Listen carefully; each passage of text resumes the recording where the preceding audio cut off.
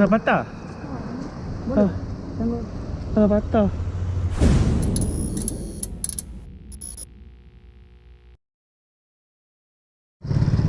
Assalamualaikum. Bertemu kembali dalam channel aku. Jangan lupa like, share dan subscribe tau. So, hari ni aku nak cakap tentang Y-Suku. Y-Suku pula, Y16. Sebab apa? Diorang banyak komplain lah, raga tak ada, booking tak dapat. Lepas tu bila dah booking dapat lambat. Lepas tu apa cerita? Habis barang panas. Apa boleh buat? Mak ai kejut aku. Balik bertadi. Memanglah Y16 mahal sebab permintaan tinggi, orang minat. So untuk yang apa, yang minta raga tak ada, ni link dia. Nampak raga, macam-macam raga ada. Korang beli je kat Shopee. Lupa minyak tak isi. Pening.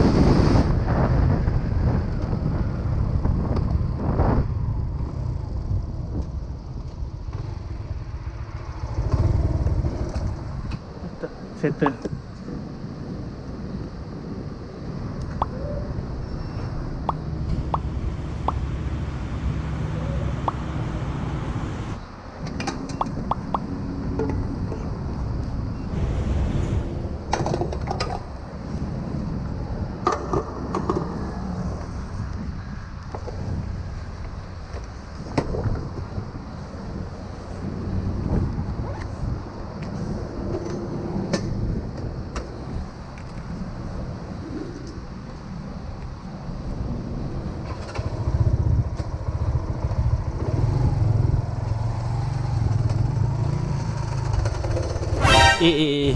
Apa benda tu?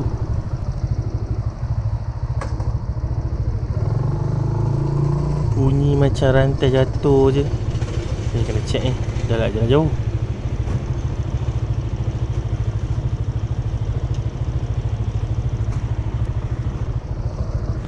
Alamak, patah pula. Time-time macam ni lah patahnya. Aduh, macam mana dia patah ni? So sekarang spring dah patah. So macam mana nak ikat ni? Cek tali. Mana nak cek tali sini? Masalah. Tak apalah, plastik lah. Kita gulung dulu. Gulung sampai dia jadi nipis. Lepas tu kita ikat. Jadi make ever sikit hari ni kan. Boleh kot. Tahan. Sempat sampai Ipoh kot. Tak apa, yakin. Malaysia. So pasal Y16 tadi, kalau ada duit beli, tak ada duit tengok je, ataupun tumpang motor kawan kan. So apa benda yang diorang buat tu sebenarnya ada dia punya spare part, yang risau. Just kena tunggu je. Sebab korang tak jumpa spare part tu sebab barang tu baru keluar kan. So tak nak cakap banyak dah. Tadi tongkat dah patah, tak ada mood dah. So sampai sini je video aku. Assalamualaikum.